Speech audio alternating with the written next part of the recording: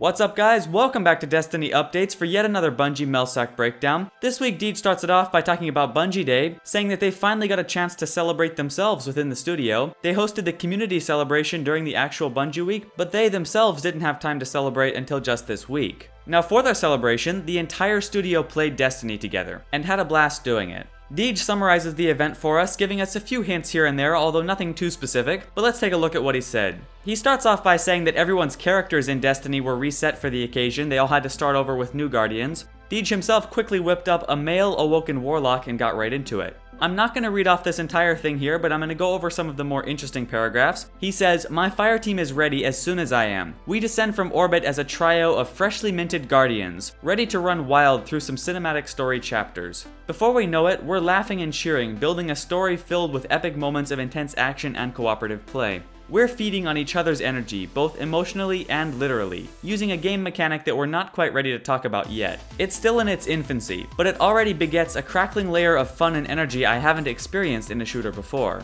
Now obviously there's two things there that caught my eye. The first one is he says that after minting their new Guardians, they descended from orbit. Now I don't know exactly what that might mean, but perhaps when creating our characters, somehow in the story arc or something, we come down from space. I don't know what that might mean, but it might somehow be tied into our character's story, I'm not sure. And it's always possible it really means nothing. Maybe there's multiple ways you can come into the game to keep it interesting. I'm really not sure what it might mean, but it still seemed interesting. Now the next thing is he says that they're feeding on each other's energy, using a mechanic that they're not quite ready to talk about yet. So that's obviously hinting at a new game mechanic that we haven't heard of before. I'm guessing it's some sort of traveler space magic type thing that allows the members of the fire team to share energy or something like that. I'm not sure, but it sounds interesting. Now continuing on, he talks a bit about their lunch break, but we'll skip that. And then he says, after lunch, beers are out in full force, and competitive multiplayer is served up for dessert. Multiple modes are scheduled for the hour, and my trio plunges in after recruiting some more Guardians from the surrounding desks to bolster up our ranks. Though my plan is to only play a handful of games to gauge the experience and then dive back into some more fun cooperative stuff, the rest of my day is lost, now willingly, to intense, white-knuckle, and often hilarious action."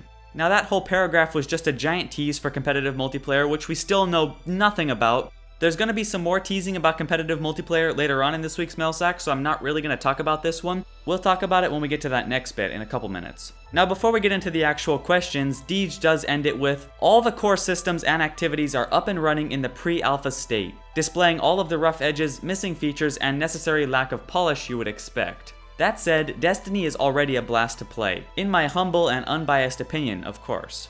So it's good to know that Destiny is moving right along and all the core systems are online, but it is still in a pre-alpha state, so don't expect to hear anything about a beta or anything like that for a good while. Now let's get into the actual questions for this week. First up, Hatima asks, as a Bungie employee, what do you feel personally makes Destiny a great game to play?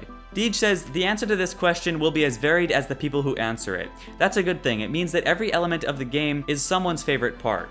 And then Deej hands it off to the panel to get us a bunch of interesting answers. I'll just run through them real quick. Andrea says, there's always something more to get, something more to do, that keeps pulling you back in for more and makes you lose track of time.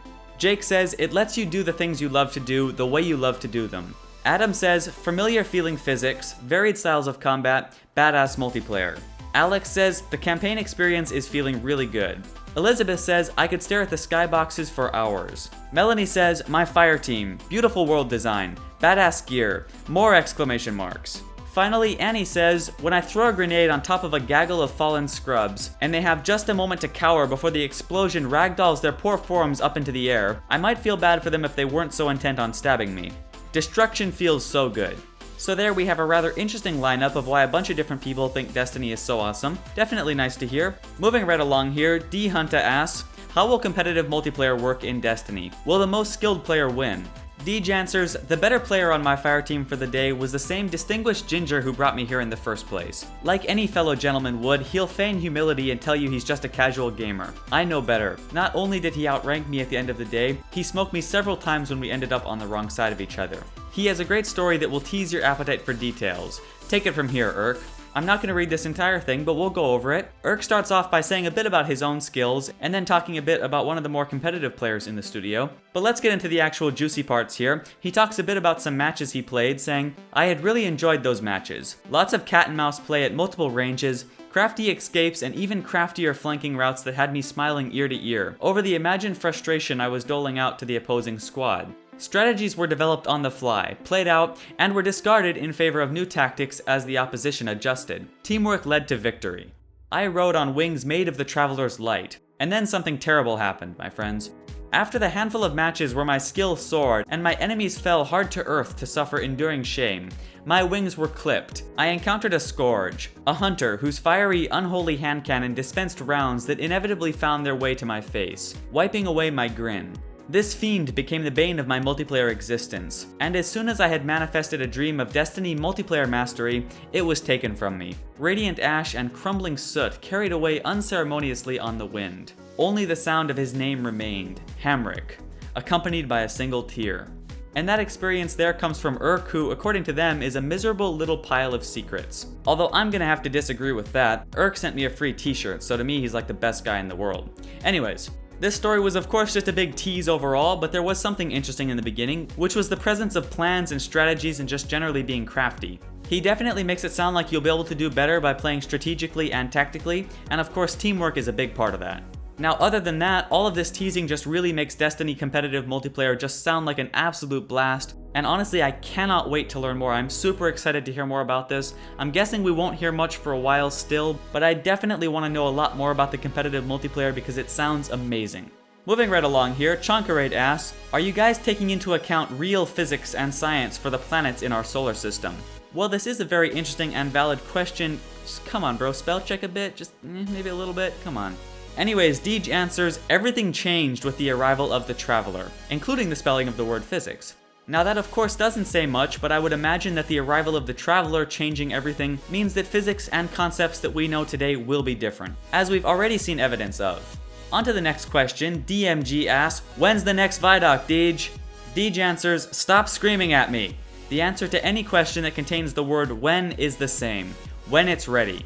The next question comes from Carl, who asks, can I get a doctor's note for when the game comes out stating I have to play Destiny because I have an addiction, so I'll be missing work a lot? Deej answers, no can do, sir. Keep your job, stay in school, get back together with your girlfriend, apologize and buy flowers. Call your mother, she misses you. Nice trolling there on Deej's part, continuing with Bungie's tradition. Anyways, onto the actual meat of this answer. The next paragraph says, you can play Destiny without setting up a base camp in your game room, and you don't need a prescription. We'll make sure it's compatible with your life. In fact, that's one of our design pillars. Now, as it's one of their design pillars, this has already been talked about before, and I've talked about it on the channel, but it's worth reiterating that Destiny will be compatible with your life. You won't have to spend hours upon hours upon hours in Destiny just to have fun, like you have to in a lot of other games, especially MMOs and games where you have a sort of character progression system like this, where you have to level up and get gear and all that. It can definitely be a problem in these types of games, and I'm really glad to hear Bungie is taking this seriously and making sure that you can have fun in Destiny no matter how much time you have. Now onto the final question, which comes from Andreas, who asks, will Destiny come with multiple languages to choose from? Deej answers, yes sir, and soon socialbungie.net. Have you met the guy in charge of that? Which is a link to the Breaking In article where they interviewed the guy in charge of Destiny's multilingual support. Anyways, he goes on to say he doesn't speak all the languages in which you might experience our game or our website, but he knows people who do. So if any of you guys here speak English as a second language, chances are you'll be able to play Destiny in your language of choice. Now that's it for the actual mail sack, although Deej did add a little game to this one, which is he took this Destiny screenshot here and then told us to edit in our own worst nightmare, and then embed that image into a comment here on the mail sack, and the winner will receive a Destiny t-shirt. Now that's it for everything in this week's Bungie Mail Sack breakdown. There is a couple of other interesting and funny things in this week's mail sack that I didn't cover here because they're more personal and not Destiny related, but if you have time it is fun to read, so I'll leave a link in the description below. Anyways, that's it for this video. Thank you very much for watching. I hope you enjoyed. Be sure to subscribe to stay up to date on all of the latest Destiny news, and I'll see you in the next update.